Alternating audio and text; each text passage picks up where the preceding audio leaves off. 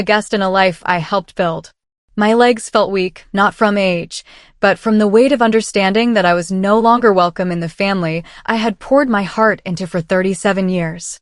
But as I stared at those wedding doors, listening to the music and laughter echoing from inside, I remembered what my late husband told me on his deathbed: when they make you stand outside, it means your silence is about to speak for you.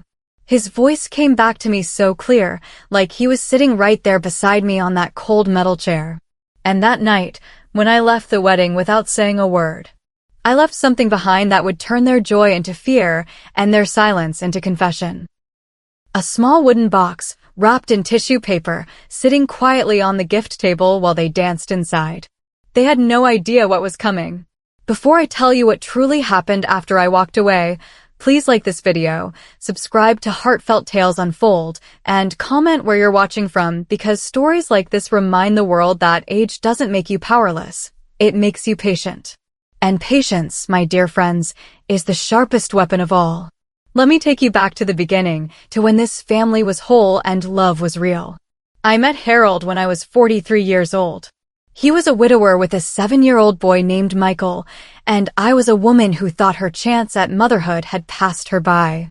Harold was gentle in ways that surprised me. He'd make coffee in the morning and leave little notes under my pillow. "Good morning, beautiful soul," they'd say, in his careful handwriting.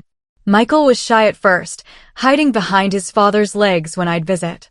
His mother had died when he was just 4, and the boy carried that loss like a stone in his chest. But children, they have this amazing ability to heal when they feel safe. And slowly, day by day, Michael began to trust me. I remember the first time he called me mother. We were making pancakes on a Sunday morning, and he spilled flour all over the kitchen floor. He looked up at me with those big brown eyes, so afraid he'd get in trouble, and whispered, "I'm sorry, Mother." My heart nearly burst right there in that messy kitchen. Harold was watching from the doorway, and I saw tears in his eyes too. For 28 years, we were a family. A real family. I packed Michael's lunches, stayed up with him when he had nightmares, taught him how to tie his shoes and later how to drive. When he scraped his knee, he ran to me. When he got his heart broken by his first girlfriend, he cried on my shoulder. When he graduated high school, he thanked me in his speech for being the mother he needed. Harold used to say, "You didn't just marry me, you married us. And we became whole because of you."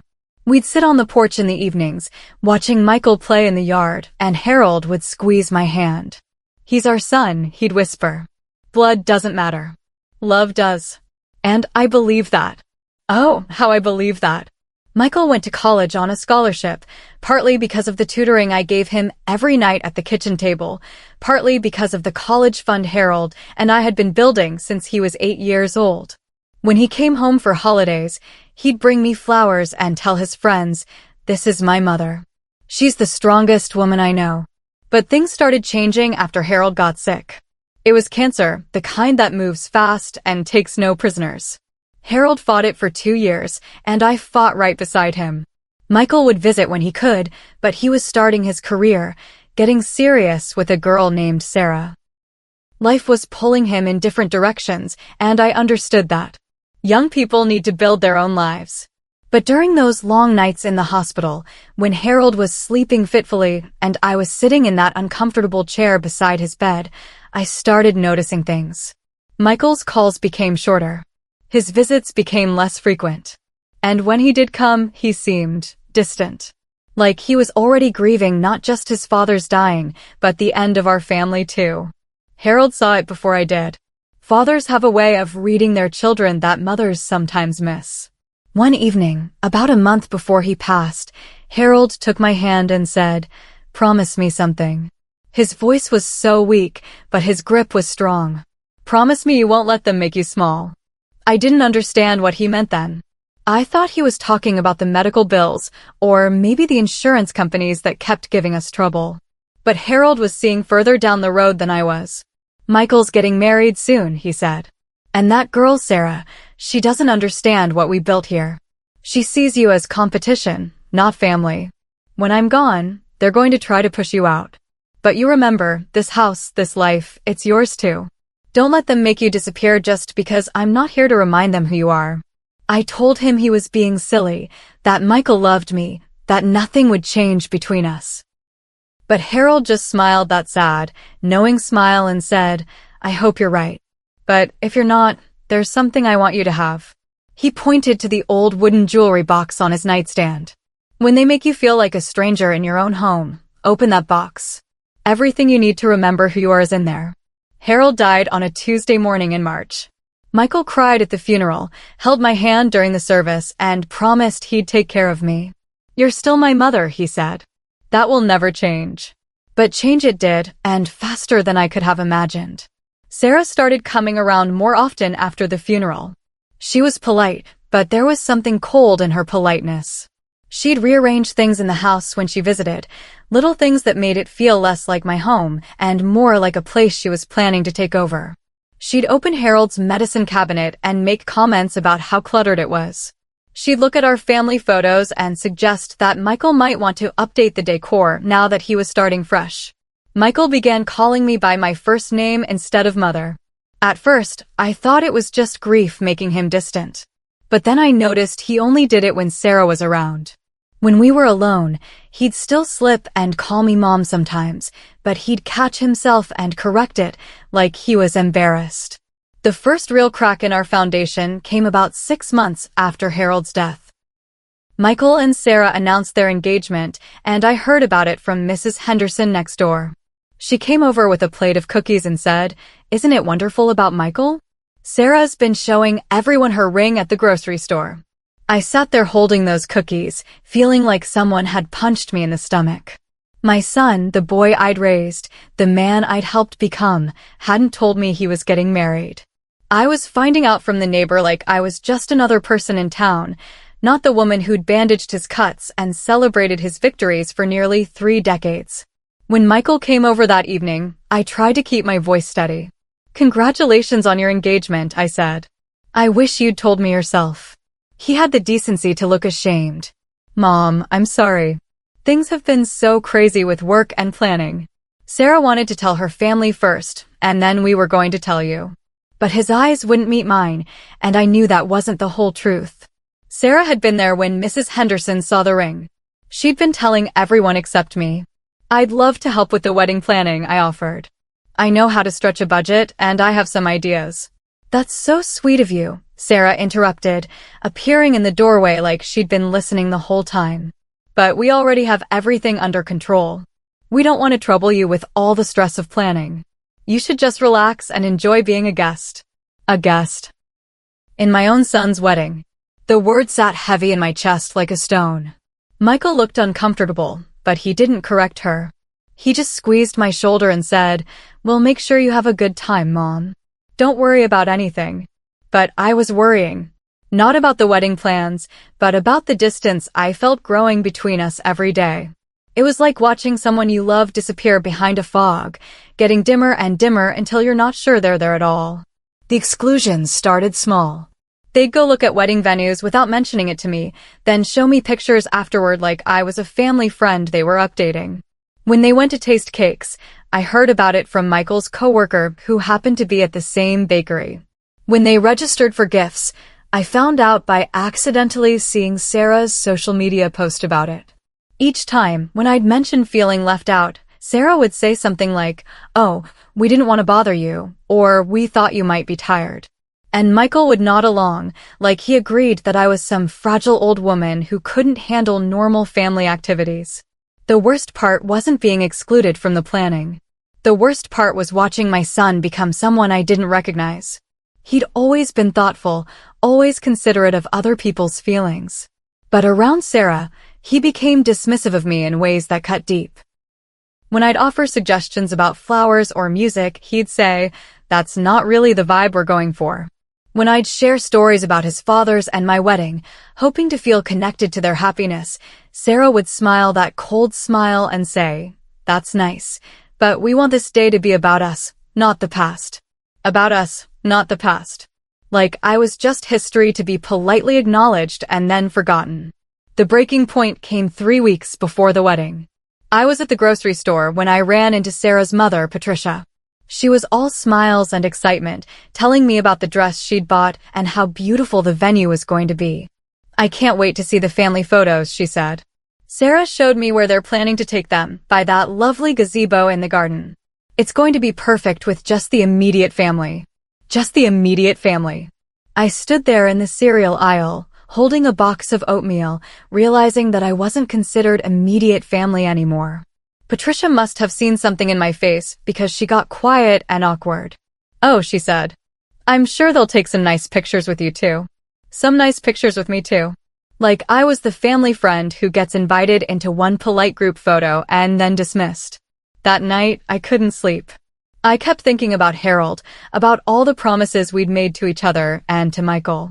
About the family we'd built with so much love and intention. About the boy who used to crawl into bed with us during thunderstorms and now looked at me like I was an inconvenience. I got up and went to Harold's old jewelry box, the one he'd told me to open if I ever felt like a stranger in my own life. My hands were shaking as I lifted the lid. Inside, I found things I'd never seen before. A sealed envelope with my name on it in Harold's handwriting.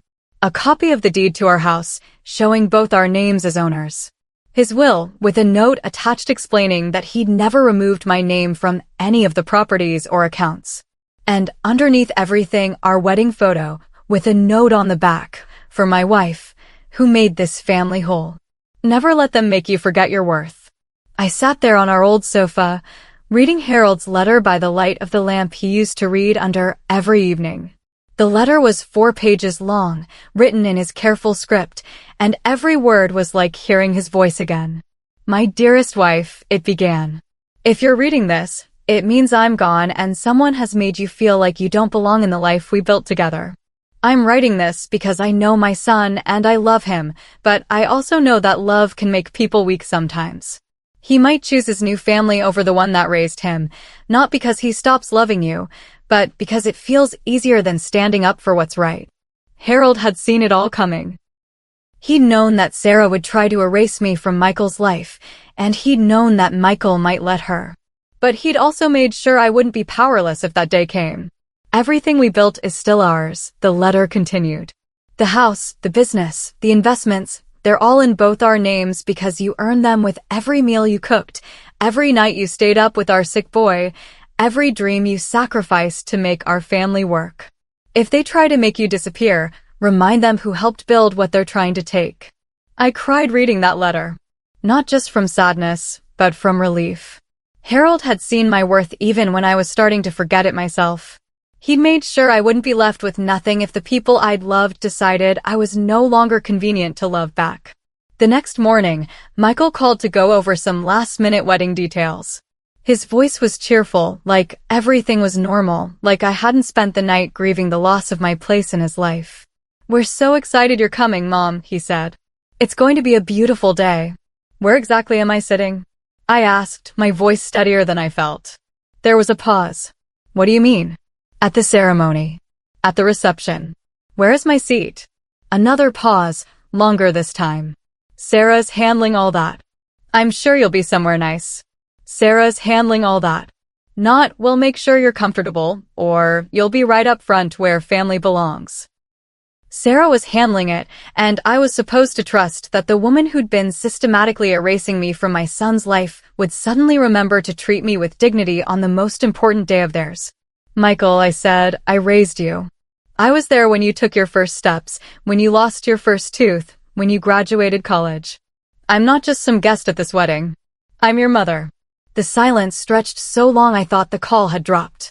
When he finally spoke, his voice was different. Harder. "I know you've done a lot for me, but this is Sarah's day too, and she wants things a certain way. Can you please just let us have this without making it complicated?" Making it complicated. That's what asking to be treated like family had become, a complication. "I'll see you at the wedding," I said quietly, and hung up. That was the last real conversation my son and I had before the wedding day. The last time he called me Mom. The last time I allowed myself to hope that love would be stronger than convenience. The morning of the wedding, I got up early and put on my best dress, a navy blue one that Harold always said brought out my eyes.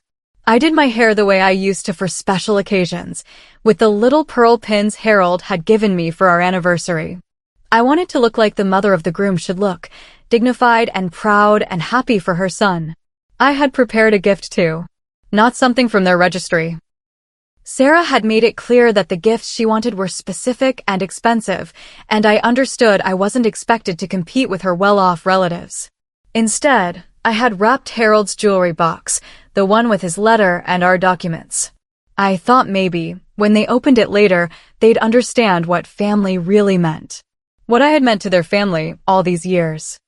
I arrived at the church early, carrying my small purse and the wrapped box. The morning was beautiful, the kind of perfect spring day that makes you believe in new beginnings. Cars were pulling up, well-dressed people were greeting each other with hugs and laughter. Everyone looked so happy, so excited to be there. I walked up to the front doors where a young man in a suit was directing guests.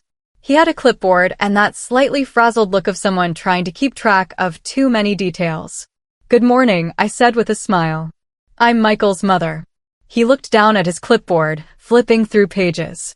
"What's your name, ma'am?" I told him, and watched as he ran his finger down the list, his brow furrowing with concentration. Finally, he looked up with an apologetic smile. "Ma'am, your seat is out here." I thought I'd misheard him. "Excuse me." "Your seat is in the hallway," he said, pointing to a small table set up outside the main sanctuary doors. "Table 7. There's a nice chair and everything." I stared at him, then at the table he was pointing to. It was right next to the janitor's closet, beside 2 large trash bins that the caterers were using for setup. A single folding chair sat at a card table with a handwritten place card that read my name. "There must be some mistake," I said, my voice barely above a whisper. "I'm the groom's mother." The young man looked uncomfortable now. He glanced back at his clipboard, then toward the church doors where I could hear the organist practicing. "Ma'am, this is what I was told. Mrs. Sarah specifically said, she said you preferred to sit outside." Preferred to sit outside. Like I was some hermit who couldn't handle being around people. Like I was the one who had asked to be excluded from my own son's wedding. I stood there for a moment, holding my gift and my small purse, trying to understand how this had happened. How the boy who used to insist I sit next to him at every school play and graduation ceremony had decided that his wedding day would be better without me in the room. People were walking past me now, dressed in their wedding finery, casting curious glances at the old woman standing frozen by the door. I could hear them whispering, not unkindly but with that particular tone people use when they're witnessing something awkward they don't quite understand. "Ma'am," the usher said gently, "if you could take your seat, the ceremony will be starting soon." I looked at that folding chair one more time, at the card table that would be my view of my son's most important day, and something inside me just broke. Not loudly or dramatically, but quietly, like a thread that's been stretched too thin finally snapping. I walked over to the table and set my gift down among the other wedding presents. Then I turned and walked away from the church, away from the laughter and music and celebration, away from the family that had decided I was no longer part of their story. I didn't cry, not yet. I was too shocked for tears. I just walked to my car and sat there for a moment, listening to the faint sound of the wedding march beginning inside. Through the stained glass windows, I could see the silhouettes of all the people who were considered worthy of witnessing my son's marriage. And I wasn't one of them. That's when I remembered Harold's letter and his words about silence gathering its power. That's when I realized that walking away wasn't surrender, it was strategy. I drove home slowly, past the familiar streets of the town where I'd lived for 37 years, where I'd raised a boy who was now a man who couldn't find room for me at his wedding. But instead of going inside to cry or call a friend or do any of the things a heartbroken mother might do, I drove past my house to downtown, to the office of James Morrison, the lawyer who'd handled Harold's will. James was an old friend, someone who'd known our family for decades. He was working on a Saturday, which didn't surprise me. He'd always been dedicated to his clients. When his secretary told him I was there, he came out to greet me himself. "How was the wedding?" he asked, and then saw my face. "What happened?" I told him everything, sitting in his comfortable leather chair while he listened with the patience of someone who'd heard many sad stories over the years. When I finished, he was quiet for a long moment. "What do you want to do?" he asked finally. "I want to understand my options," I said. Harold left me that letter for a reason. He knew this day might come, and he made sure I wouldn't be powerless when it did. James pulled out Harold's file and went through everything with me. The house, the business Harold had built and I'd helped run, the investments we'd made together, all of it was legally mine as much as it had been his. Michael was set to inherit everything when I died, but until then, it was mine to do with as I chose. "You could change the will," James said carefully. "You could leave everything to charity, or set up a trust with conditions he'd have to meet. It's entirely your decision." I thought about that as I sat in James's office, listening to the traffic outside and trying to imagine a future where my son might remember too late what he'd lost. Did I want revenge? Did I want to punish him for choosing his wife's comfort over his mother's dignity? No, I realized. I didn't want revenge. I wanted recognition. I wanted him to understand what we'd built together and what it meant to throw that away for the sake of avoiding an uncomfortable conversation with his new wife. "I want to make some changes," I told James. "Nothing final, not yet. But I want them to understand that actions have consequences." We spent the next 2 hours revising documents and making new arrangements. By the time I left James's office, I had set in motion something that would make Michael and Sarah face the reality of what they'd chosen when they chose to make me invisible. I went home and waited. Michael and Sarah had gone on a 2-week honeymoon to Europe, a trip that had been one more thing I'd learned about secondhand from a coworker who mentioned it in passing. 2 weeks of them enjoying their new life together while I sat in the house that Harold and I had filled with love and memories and the sound of a child growing up. But houses remember everything, even when the people in them forget. During those 2 weeks, I did something I'd never done before in all my years of marriage and motherhood. I put myself first. I went through old photo albums and letters, remembering who I'd been before I became someone whose worth was determined by other people's convenience. I called friends I hadn't talked to in months, women who reminded me that I was more than just Michael's mother or Harold's wife. I was a person in my own right, with value that existed whether or not anyone else recognized it. And I waited for James to complete the legal work we'd discussed. The call came on a Thursday morning, 2 days after Michael and Sarah returned from their honeymoon. It was Sarah, her voice high and panicked in a way I'd never heard before. "We need to talk to you," she said without any greeting or pleasantries. "There's been some kind of mistake with the bank accounts." "What kind of mistake?" I asked, though I knew exactly what kind of mistake it was. "They're saying all the accounts are frozen. That there's some question about authorization and ownership. Michael can't access anything, not the business accounts, not the house payments, nothing. The lawyer says we need to speak with you immediately." I was quiet for a moment, listening to the fear in her voice. The same woman who'd arranged for me to sit outside my son's wedding like a stranger was now desperate to talk to me about money. "I'll be over in an hour," I told her. When I arrived at the house, my house, the one Harold and I had chosen together and filled with 37 years of our lives, Michael and Sarah were waiting in the living room. Michael looked confused and worried, like a child who couldn't understand why his allowance had been stopped. Sarah looked angry and desperate, the way people look when they realize they're not as in control as they thought they were. "Mom," Michael started, and I felt a bitter satisfaction that I was mom again now that they needed something from me. "There's been some kind of mix-up. The bank says you've frozen all the accounts, and the lawyer says you're questioning the inheritance arrangements. I don't understand what's happening."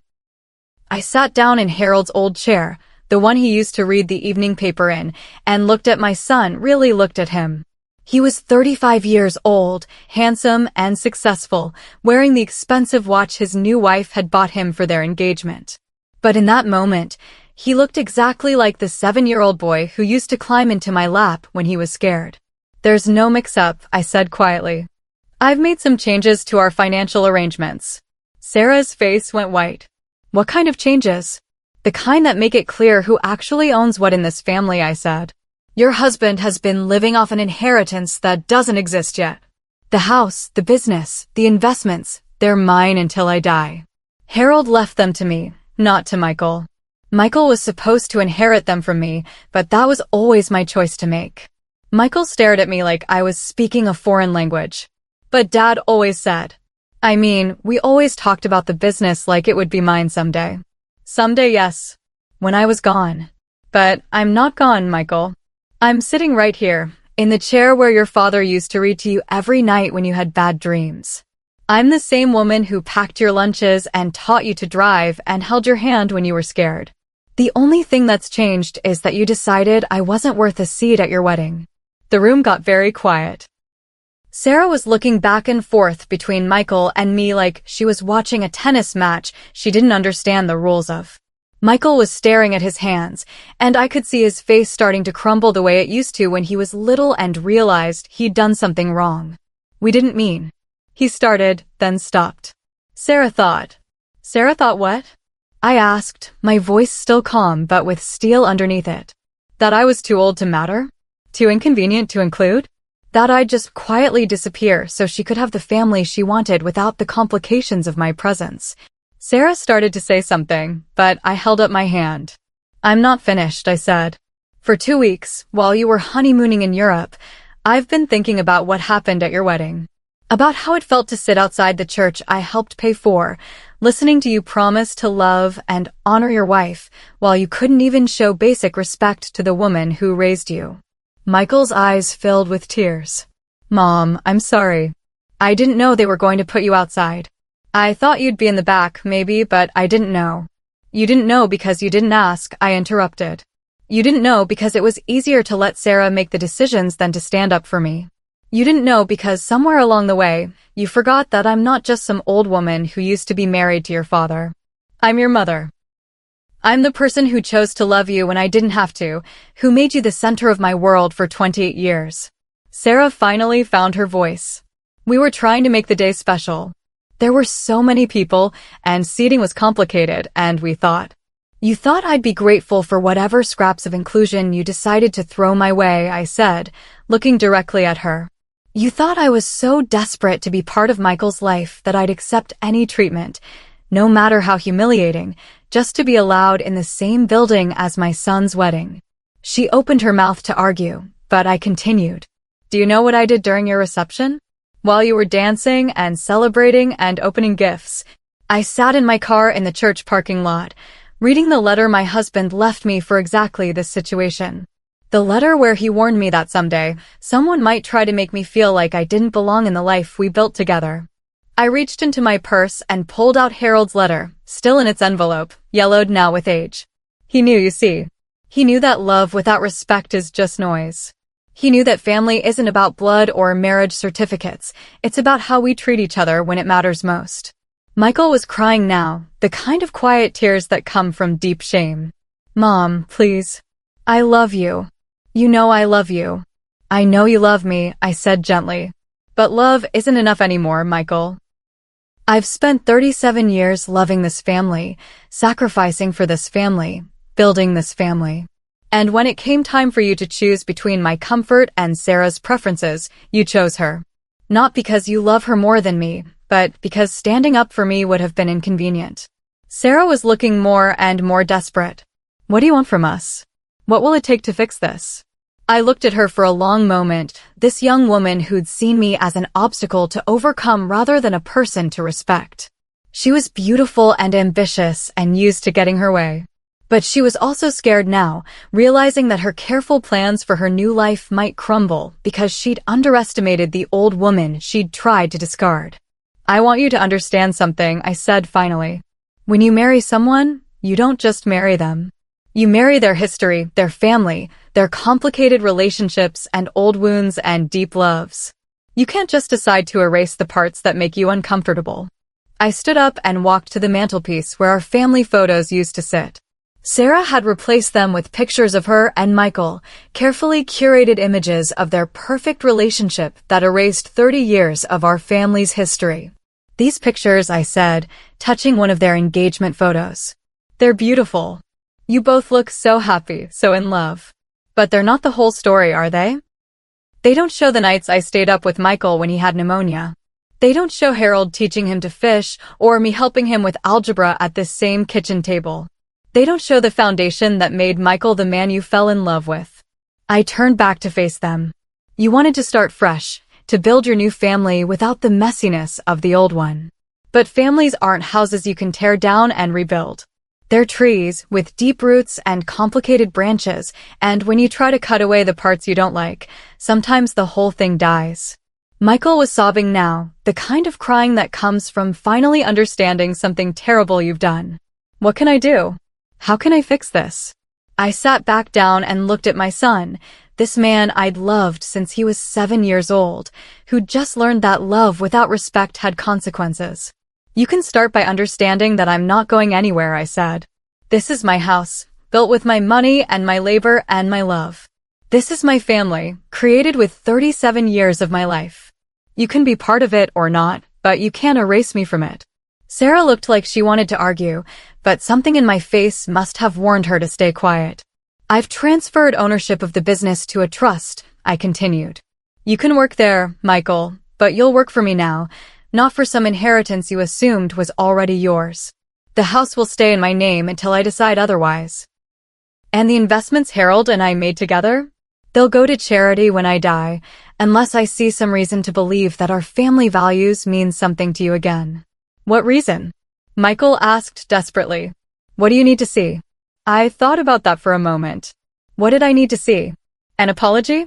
A promise that things would be different? Some grand gesture that proved they understood what they'd done? No. I needed to see change. Real change in how they treated me and understood our family. I need to see respect, I said finally. Not the performance of respect when you need something from me, but real respect for who I am and what I've given to this family. I need to see that you understand I'm not some elderly relative you have to tolerate, but the woman who made your life possible. Sarah was wringing her hands now. We can do that. We want to do that.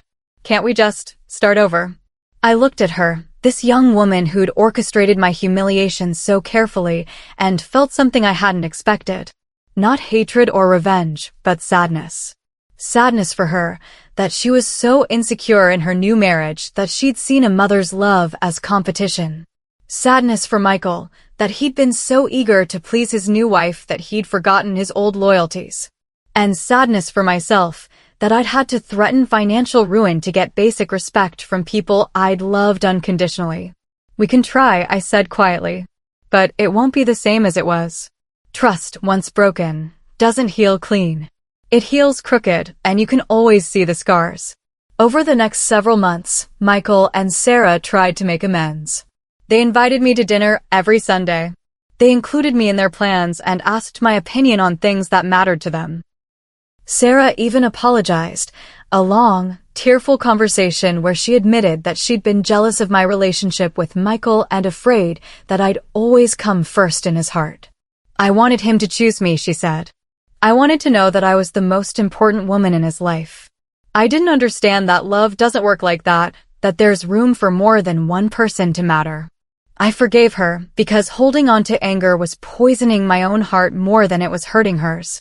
But forgiveness doesn't mean forgetting, and it doesn't mean pretending that things are exactly as they were before. The truth is, our family was permanently changed by what happened at that wedding. Not destroyed, but changed. Michael and I were careful with each other now in ways we'd never had to be before.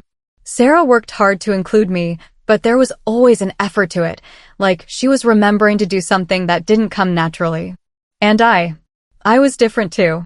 More guarded, more aware of my own worth, less willing to sacrifice my dignity for the sake of keeping peace.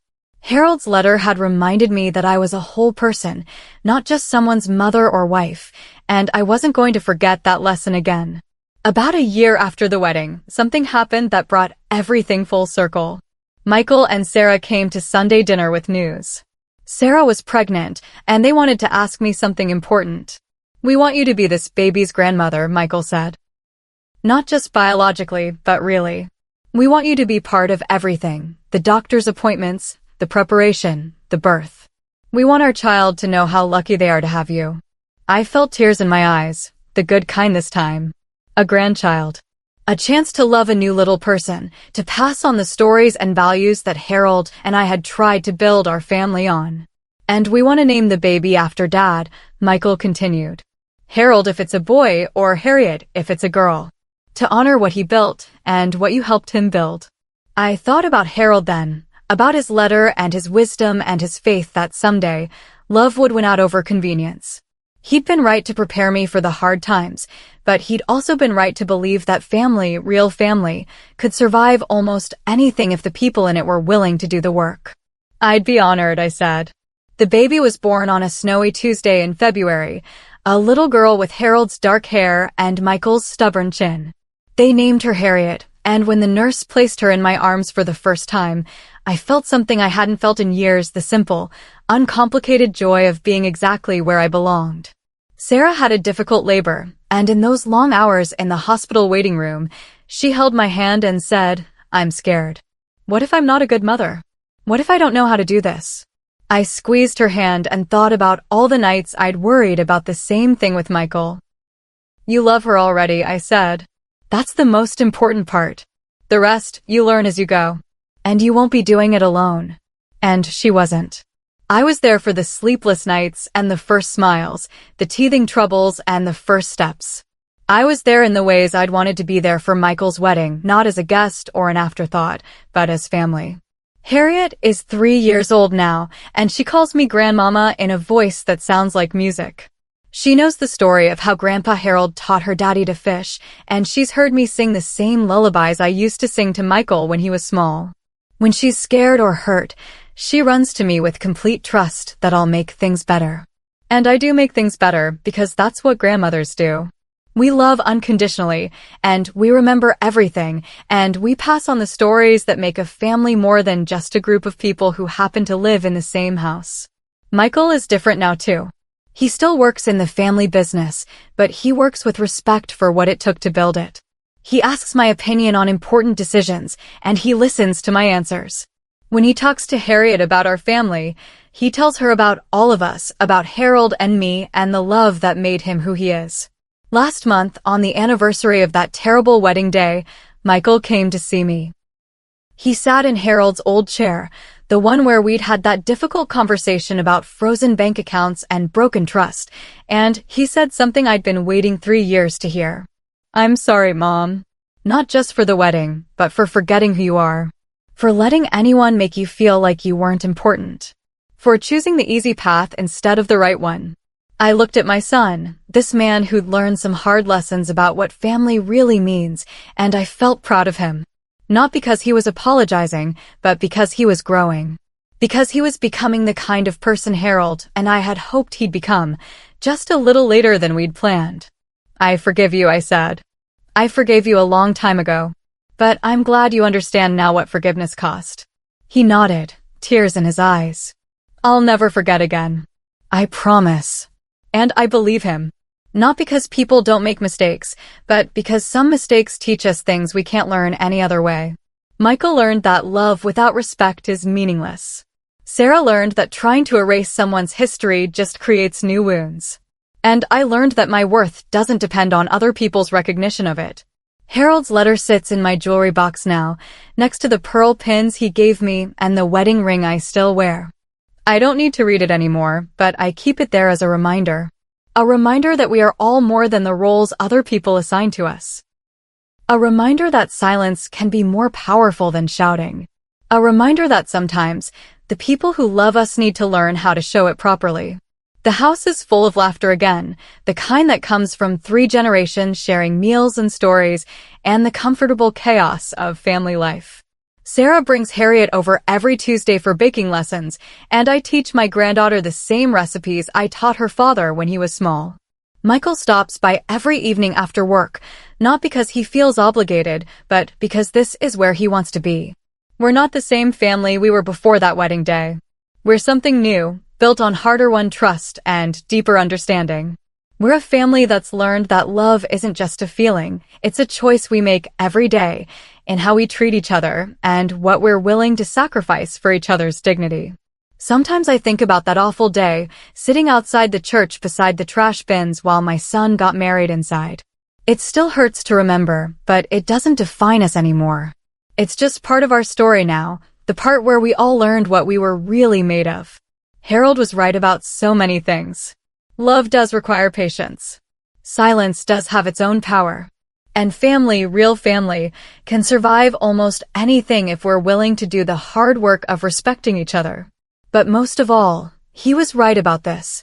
When someone makes you stand outside, it doesn't mean you're powerless. It means your silence is about to speak for you. And sometimes, that's the loudest voice of all. If this story touched your heart, like this video, subscribe to Heartfelt Tales Unfold, and comment, "Respect begins at home." Let's keep sharing stories that remind the world love is still sacred, but only when it's paired with the respect that makes it real. Because in the end, that's what family really is. Not just people who share blood or live in the same house, but people who choose, every single day, to treat each other like we matter. People who understand that love without respect is just noise, and that the most important inheritance we can leave isn't money or property. It's the knowledge that we are worthy of love that honors our dignity. That's the lesson I learned sitting outside my son's wedding, and it's the lesson I hope I'm passing on to little Harriet as she grows up in a family that's learned, sometimes the hard way, what love really looks like when it's done right. Harold always said that the best stories don't end with happily ever after, they end with, and they learned how to love each other better. That's our story now. Not perfect, not without scars, but real and honest and built on the kind of respect that makes love worth having. And that, my friends, is worth more than any seat at any wedding, no matter how beautiful the flowers or how sweet the cake. Because when you know your own worth, you don't need anyone else's permission to take up space in this world. You just need the courage to remember who you are and the patience to wait for the people you love to remember it too.